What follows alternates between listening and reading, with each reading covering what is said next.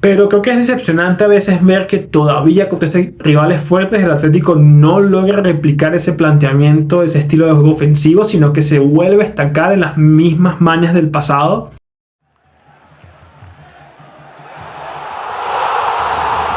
Hola, ¿qué tal a todos? Bienvenidos a un nuevo capítulo del podcast de Macross Sports. Esta vez hablando de fútbol. Antes que nada, pues les quiero agradecer a todos por el apoyo que le han estado dando al canal. No olvides dejar tu like y suscribirte si te gusta este contenido y quieres ver mucho más análisis. Recuerda que los lunes son específicamente de fútbol y los viernes estaría enfocado solamente a la NBA. Vamos a ir por partes para tratar de no perdernos, porque este fin de hubieron muchos partidos, pero yo me voy a enfocar específicamente en mi Liverpool, porque creo que esto va a ser ley, muchachos. Voy a estar hablando de Liverpool en todos los capítulos, pero también estoy trabajando en analizar otros equipos que no he analizado, para tratar de que esto sea más variado, porque no, honestamente a mí me da ladilla, me da flojera solo enfocarme en un Barça, Real Madrid, Manchester City. Me gustaría diversificar más esto, entonces vamos a hablar de otros equipos que están en el radar, a ver ¿qué se puede esperar un poco de ellos? Pues primero Liverpool, partido caótico contra el Fulham, victoria por 4-3. La verdad es que para el neutral fue un partidazo, para el espectador neutral, partido total de Premier League, increíble. 7 goles, hubo remontadas, hubo épica. De hecho el Liverpool le da la vuelta en los últimos minutos, de estar 2-3 pasa a estar 4-3, o sea, para el aficionado neutral, el que solamente quería ver un buen partido, disfrutó un partidazo. Para mí, que soy de Liverpool, me dio dolor de cabeza porque no entiendo este peo de estar literalmente sufriendo todos los juegos. Pero bueno, no todos los juegos, tampoco vamos a exagerar, pero esto se pudo haber resuelto mucho más sencillo, pero muchos desajustes en defensa, demasiada relajación y exceso de confianza en otras jugadas hizo básicamente que el partido se complicara en exceso. Yo creo que lo primero que podemos sacar es que esto está fijo ya. El Liverpool va a morir con lo que te da Alexander-Arnold por derecha. O sea, hubo un experimento que hablaré un pelín más adelante, pero está fijo que el Liverpool va a sufrir y morir con la suya en esta. Porque sí, Alexander-Arnold para mí fue la figura, doblete de goles, aunque vi que el primer gol se lo estaban dando a Leno, el arquero del Fulham, el alemán. No entiendo por qué, si fue un golazo tiro libre de Trent Alexander-Arnold. El tema es que el Bayern mete ese golazo, pero después los siguientes 2 goles del Fulham llegan por su banda. Entonces, es un tema que yo creo que ya el Liverpool está resignado a esto.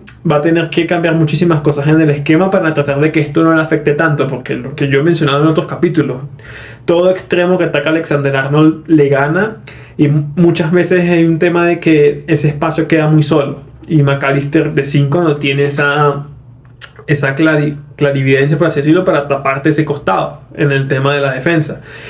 Otras cosas es que noté un experimento breve estudio de lo que yo estaba pensando, aunque Klopp no es de este estilo, pero lo que yo pensaba era por qué el Liverpool no juega con 3 centrales y Alexander-Arnold que sea un carrilero. O sea, que en vez de ser un defensor lateral derecho, un stopper, que juegue literalmente de carrilero, que puede hacer ese sub y baja más tranquilo porque hay 3 defensores en el fondo.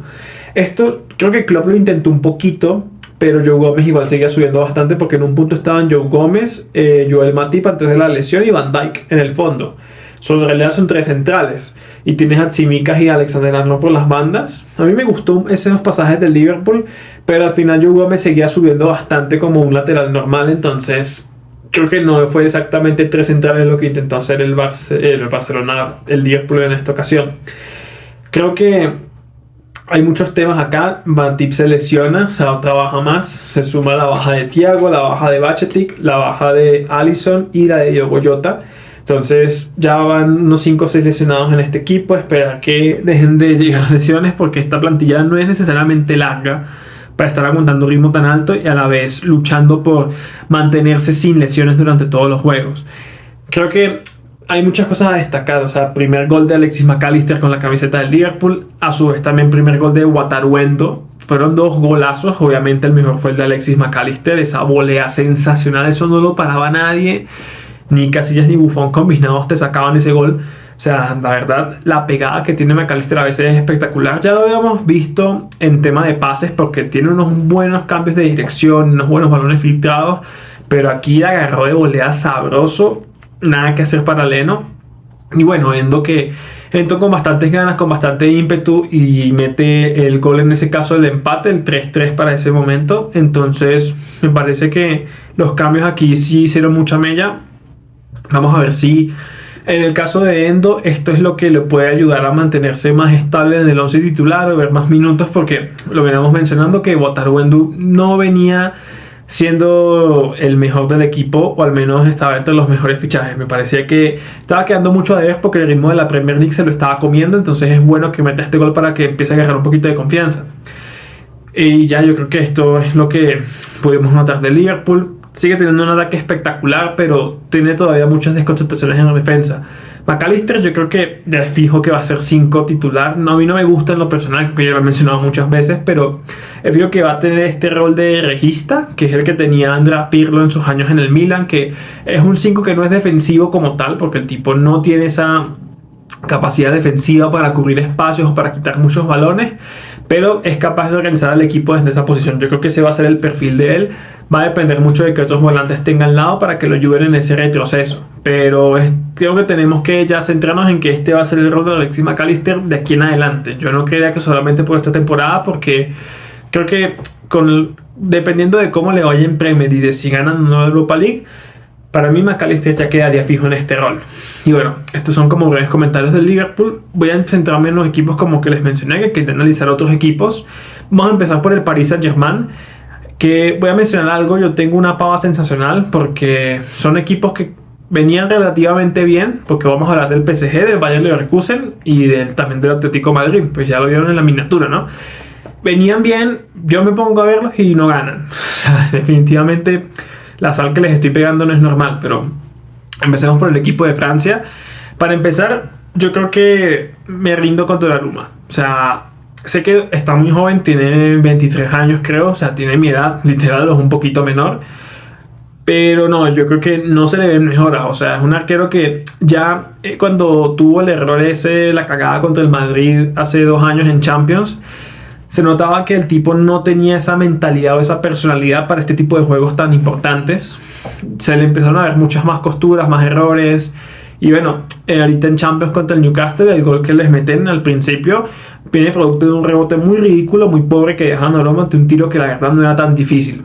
Y en este partido, bueno, en el último juego del domingo contra el Le Havre, no sé cómo se pronuncia, lanza una Watamer y una patada a la cara de un delantero y se va expulsado a los 10 minutos. O sea, definitivamente no.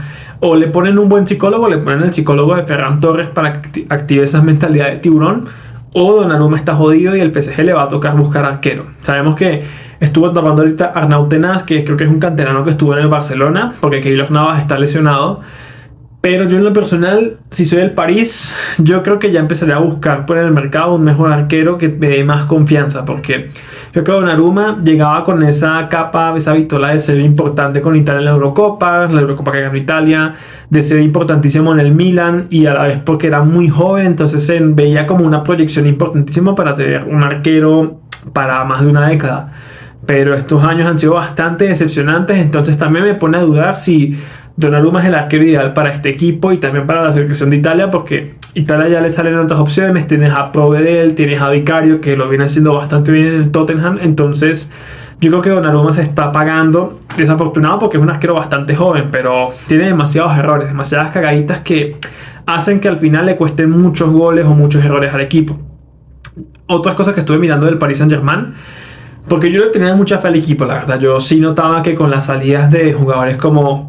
No voy a mencionar a Messi porque yo no creo que la baja de Messi beneficie a algún equipo, pero por ejemplo se te iba Ramos, se te iba Neymar, se te fue Wijnaldum, se te fueron tipos que en teoría tenían mucha jerarquía, mucho peso, pero irónicamente esto era lo que más mataba al Paris Saint-Germain, que eran muchos caciques, muchos gallos que querían ser como los más grandes del corral, y eso causaba mucho peo, mucho problema de egos, ¿no?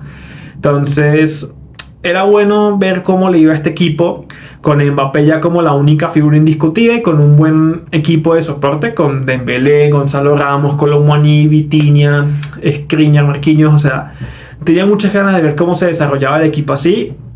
La verdad es que no lo viene haciendo bien. De hecho, a este PSG yo le noto el mismo problema que tenía en su momento la España de Luis Enrique en el Mundial. Es un juego de posesión demasiado horizontal. O sea, sí vas a ver un Paris Saint-Germain teniendo el 80% de la posesión, pero es una posesión que no es peligrosa. O sea, notas demasiada parsimonia entre los pases solamente del 5 un volante o del 5 un central. Entonces no hay como esa electricidad, esa triangulación necesaria para que de verdad el ataque del PSG sea peligroso. De hecho, cae demasiado en estancamientos durante todos los juegos. De hecho, contra el de Havre no se notó tanto, a lo mejor porque es un equipo muy menor, pero contra el Newcastle es un equipo que llegó mucho más por empuje que por buen juego. Y le está pasando muy seguido. Obviamente, las tácticas de Luis Enrique quizás no son tan fáciles de entender al principio, ¿no? Y puede que le tome un par de meses más poder introducir su esquema, hacer que el equipo ya empiece a jugar de memoria. Pero por el momento se ve bastante mal. Entonces, no le tengo mucha fe a este PSG de inicio. Veo que son muy dependientes de que jugadores como Mbappé o Dembélé te hagan algo. O sea, tocan demasiado, pueden pasar 5 o 7 minutos teniendo el balón y no hacen un culo, no hacen nada. Pero al final del día están dependiendo de que o Mbappé o Dembélé la agarren y se quiten a dos. Entonces, ¿cuál es el supuesto juego de posesión que quiere implantar Luis Enrique? Si al final están dependiendo de chispazos individuales todo el tiempo. Y tengamos en cuenta que Mbappé no puede hacerlo todo solo. O sea, ya de por sí tu tipo es tu máxima estrella, pero es como lo que le criticábamos al Barcelona con hace unos años, que se estaba volviendo un equipo dependiente única y exclusivamente de que Messi hiciera algo. O sea, si Messi no hacía una genialidad, no hacía algo más, literalmente el equipo se caía y no era capaz de crear peligro a ningún equipo. Entonces es una tarea pendiente que va a tener el equipo de Luis Enrique por el momento. Otro tema que también quería hablar del PSG es que los fichajes que han llegado en ataque no han hecho absolutamente nada. O sea, recordemos que este equipo fichó a Ousmane Dembélé del Barcelona, fichó a Randal Colomwani del Eintracht Frankfurt y también ficharon a Gonzalo Ramos, que venía de ser una de las sensaciones del Mundial con Portugal. Recordemos ese triplete que le metió, creo que fue a Suiza en octavos de final, y de romperla con el Benfica. En teoría estos eran fichajes de futuro que a la vez tenían un muy buen presente y que ayudarían a que Mbappé no estuviera tan solo en ataque. Pues Mbappé está muy solo en ataque porque Gonzalo Ramos creo que ha metido apenas 2 goles, Colomwani lo mismo. Dembélé apenas viene de meter su primer gol hace creo que un par de juegos contra el Mónaco en la Liga de Francia. O sea, este es un equipo que todavía los fichajes no se han terminado de acoplar. Quizás el único fichaje que ya lo ves fijo es Skriniar en el centro de la saga con Marquinhos. Cuando rotan muy poco. Lucas Hernández también lo ha hecho bastante bien porque es un excelente defensor. Y Manuel Ugarte, que en el medio se ha hecho con el control del mediocampo del PSG. Pero si nos centramos exclusivamente en los fichajes de ataque del PSG, nada. O sea, no hay absolutamente nada aquí a destacar. O sea, Dembélé demasiado irregular. O sea, intenta 22 regates por juego y le salen 5. Los otros 17, la verdad no es que no hace absolutamente nada. O sea, solamente pierde balones y se caracteriza por ser demasiado impreciso. Colomwani creo que todavía no se encuentra en este ritmo porque creo que no se acostumbra a jugar con Mbappé. Porque Mbappé sabemos que va siempre de la izquierda al centro. Colomwani quizás es alguien que está más en el área, pero como que no consigue todavía encontrarse cuando Mbappé hace esas corridas o cuando Dembélé desborda. Gonzalo Ramos es más un tipo killer del área, un goleador que no se va a mover como fuera del área para pivotar. Lo vamos a ver haciendo eso muy poco, pero es que ni siquiera en el área está siendo determinante. Entonces sigue siendo lo mismo. Mbappé, que te tenía que meter hat-trick o 2 goles más una asistencia. Dembélé, que al esperar, rogarle a Dios que le salga por fin algún regate para poder crearte peligro. La proyección de los laterales, más que todo, es Hakimi, porque Lucas Hernández todavía no imprime ese nivel ofensivo desde la banda izquierda y todavía no han logrado contar mucho el París con Nuno Méndez. Entonces son muchas incógnitas en este PSG. La verdad es que yo le tenía un poquito más de esperanza, a pesar de que a priori había empeorado el nivel de la plantilla. Yo tenía fe que con el nuevo técnico y con esa relajación que te supone un poco el hecho de que pierdes tanto problema en el vestuario, yo sí tenía más fe en que este equipo iba a ser lo mejor, pero de hecho su clasificación para los octavos de final de Champions todavía no está decidida. Se lo va a jugar todo en el último partido, entonces es complejo, la verdad. No le tengo tantas esperanzas a Paris Saint-Germain este año. Vamos a ver qué ocurre en los siguientes partidos. Otro equipo que revisé, pues mencionaba hace poquito, era el Bayer Leverkusen de Xabi Alonso, que viene siendo la sensación de la Bundesliga y uno de los mejores equipos de la temporada. De hecho, a día de hoy es el único equipo que sigue invicto, que no ha perdido ningún juego. Ya 18 victorias y 2 empates. Uno de los empates fue justamente este domingo contra el Borussia Dortmund, empate a 1. Pues estuve analizándolo un poquito, viendo qué cosillas se podían sacar, porque creo que es sorprendente los números que manejan los registros goleadores. Para empezar, veo que las bandas son un peligro total. O sea, jugadores como Frimpong y Grimaldo son extremadamente peligrosos. O sea, son tipos que atacan demasiado el espacio por la banda, tienen muy buen pie, entonces ponen a la vez muy buenos centros, a la par que saben desbordar, saben atacar ese espacio por la derecha y por la izquierda. Grimaldo, de hecho, creo que es uno de los goleadores de la Bundesliga, como con 6-7 goles, y son muchos de tiros de lejos o tiros libres. O sea, destapado como un excelente lateral ofensivo, que ya apuntaba maneras en el Benfica, pero aquí ha terminado de destaparse con Xabi Alonso. Un equipo bastante compacto, o sea, es un bloque muy bien definido, o sea, es un equipo que no se desordena. De hecho, el Dortmund, cuando les metió el gol, fue por un breve despiste, y después fue el Dortmund totalmente metido atrás ante el asedio del Leverkusen, que creo que fue más falta de puntería el hecho de que no lograran meterle más goles o lograran voltear por completo el resultado. Creo que me gusta, esto es lo que a mí me gusta de los equipos en general, sobre todo esto se lo debe al Real Madrid o al Liverpool. Obviamente al Liverpool le ves todo lo bueno, que ese mix entre buen juego y patear desde lejos, porque creo que es lo que le pasa mucho al Barça, que el Barça a veces, por ejemplo, se enfoca mucho en llegar tocando hasta la cocina, o sea, solamente pases, paredes, algún drible, y el equipo se te mete atrás y no sabes qué hacer. En esos casos uno prueba de lejos para tratar de abrir la defensa. Yo noté que el Leverkusen le gusta probar de lejos, o sea, tiene muy buenos pateadores en Grimaldo, en Granit Xhaka, el exjugador del Arsenal, en Florian Wirtz. De vez en cuando Ezequiel Palacios también probaba de lejos. Entonces es un equipo que tiene muchas herramientas. O sea, no es un equipo que sabe mutar, no es un equipo que está atado o amarrado a solamente un estilo de juego. Entonces eso lo hace bastante complejo y bastante peligroso. Van a haber otros temas que ya mencionaré dentro de unos minutos que me preocupan del Leverkusen. Me gusta mucho Florian Wirtz. Este es un jugador que yo le tenía muchas ganas, porque creo que siempre había demostrado muy buen rendimiento, un talento descomunal. Pero sabemos que hace poco viene de una lesión de ligamentos, como la que sufrió Gavi, que lo había dejado casi un año por fuera de los terrenos de juego. Entonces había mucha curiosidad, ¿no? Muchas ganas de ver cómo este tipo iba a volver, y ha vuelto con todo. De hecho, lo favorece mucho el esquema de Xabi Alonso, es verdad, pero es probablemente la pieza central del equipo. No me sorprendería que se vaya a un equipo importante de Europa la próxima temporada. Van a haber muchos equipos que van a estar necesitados de un jugador de este estilo, que te sepa crear espacios, que tenga ese último pase mucho más definido. No me sorprendería que el United, en su locura de fichar jugadores que ya tienen, quiera ir por Florian Wirtz, a lo mejor el Chelsea. No creo que el Liverpool lo haga, más no descarto alguna oferta en un futuro. O sea, vamos a ver, porque dudo mucho que Florian Wirtz se quede por mucho tiempo en el Leverkusen. De hecho, no descartemos el Bayern, que el Bayern, pues, su modelo de negocio es básicamente desarmar a los equipos que le compiten. Entonces, vamos a ver cómo se mantiene el Leverkusen con la plantilla.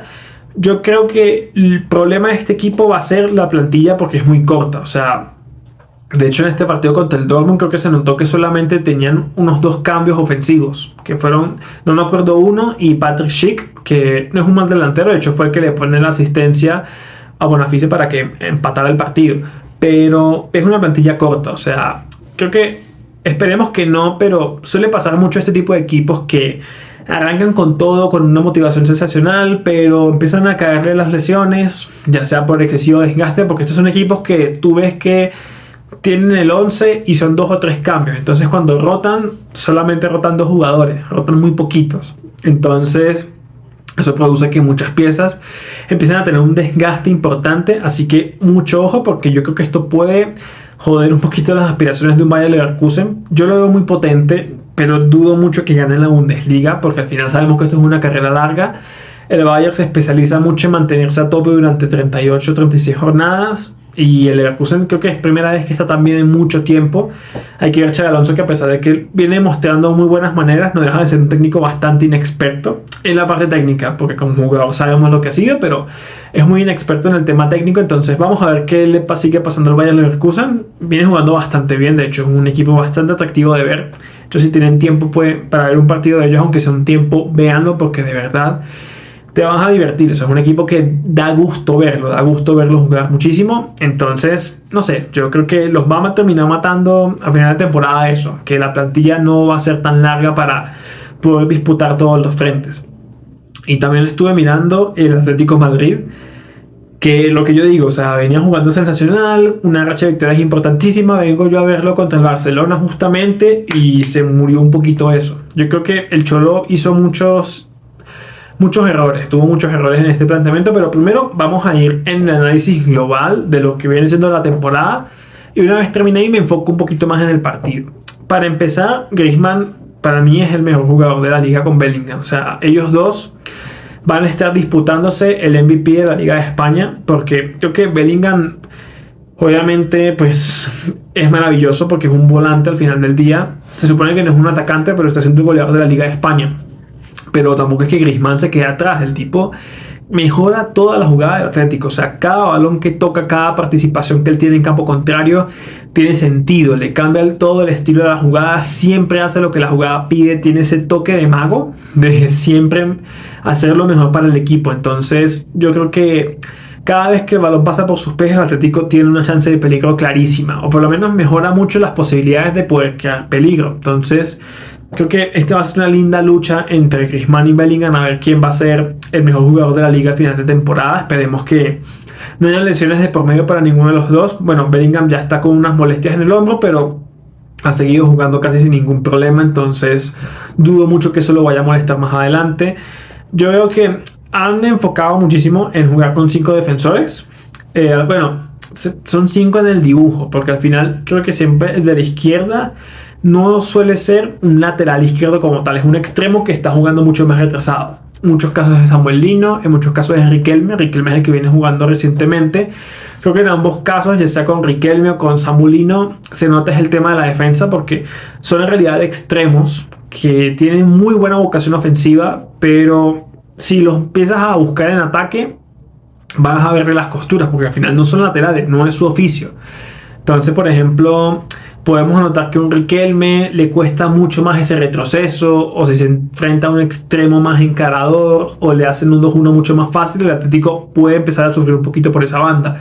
Entonces yo creo que es un poquito complejo ver qué le sigue pasando al Atlético, porque creo que la verdad la plantilla está bastante poderosa, lo tienen todo para seguir jugando bastante bien, pero obviamente van a tener sus matices. Yo creo que una de las cosas que más ayuda a este equipo es Koke, que ha sufrido una reconversión a mediocampista defensivo.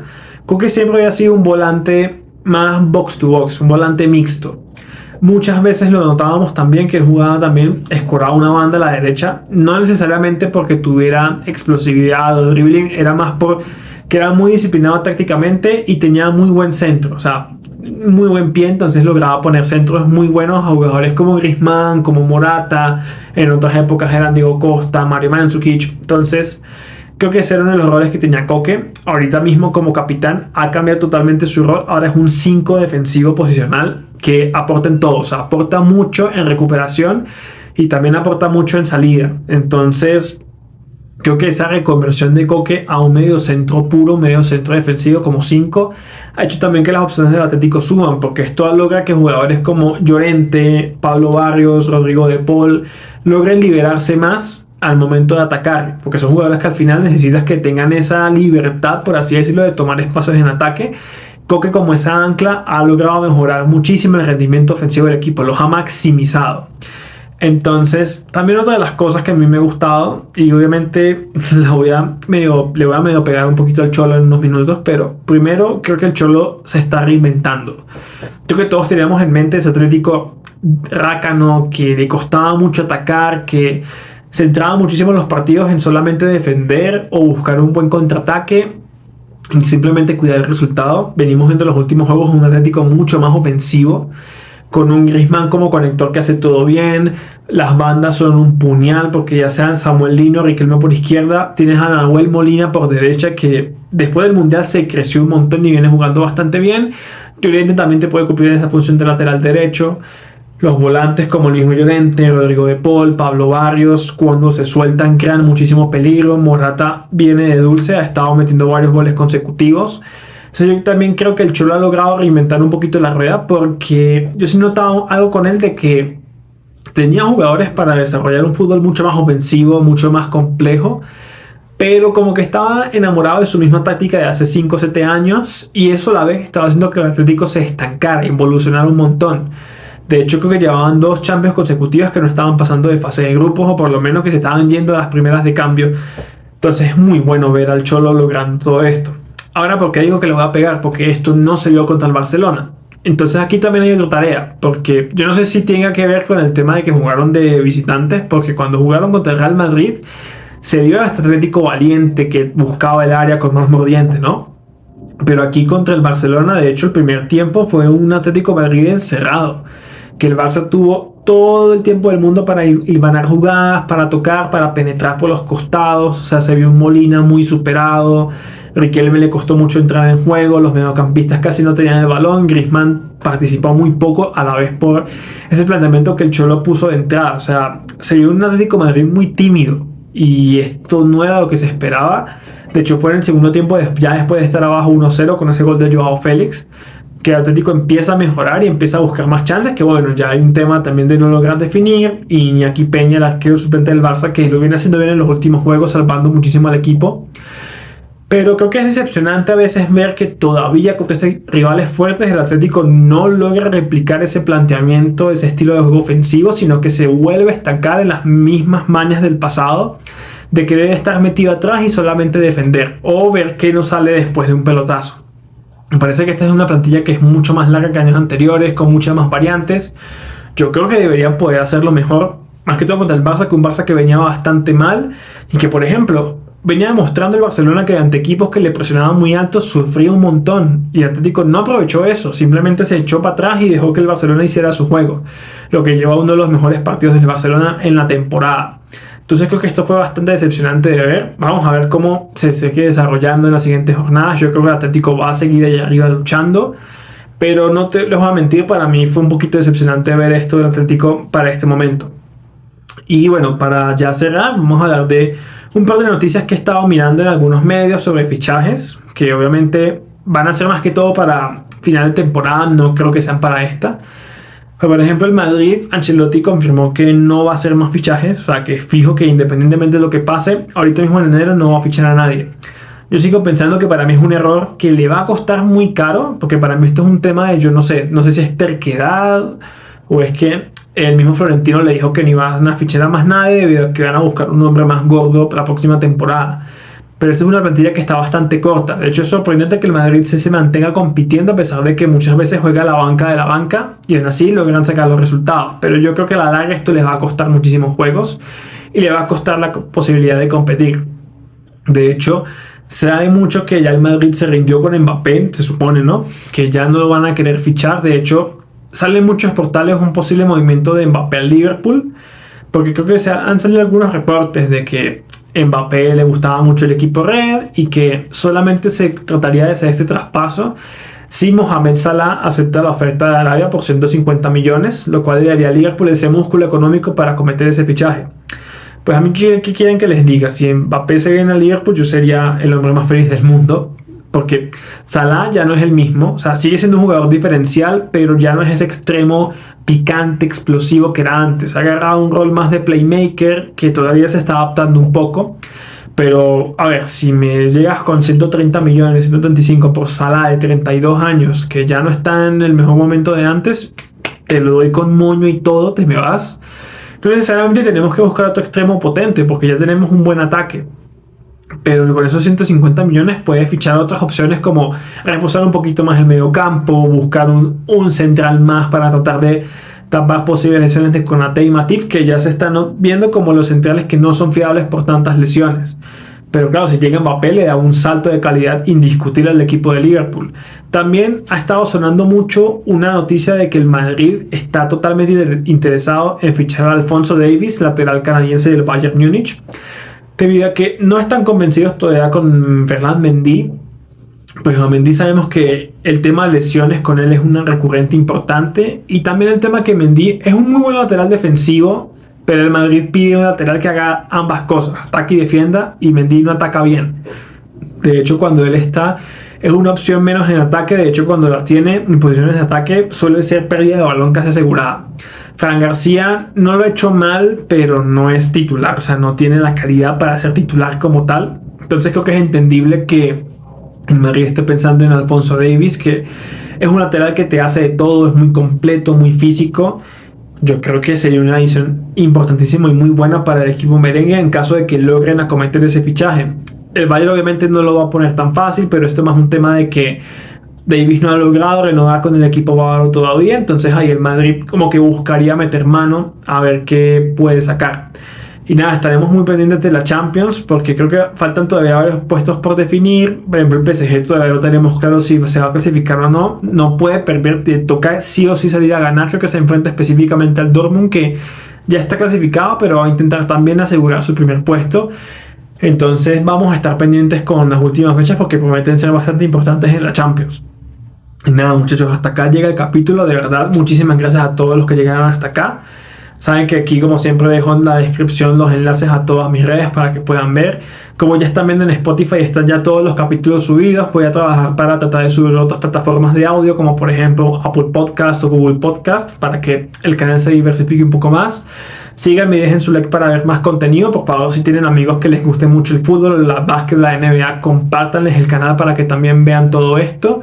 Dejen en la caja de comentarios también de qué equipos quiere que hable, qué equipos quieren que mire para tratar de resolver. O si tienen preguntas de opinión o algunas cosas, estaré encantado de respondérselas en un capítulo. Y nada, hasta el momento eso va a ser todo. Les mando un abrazo y nos vemos en el próximo capítulo.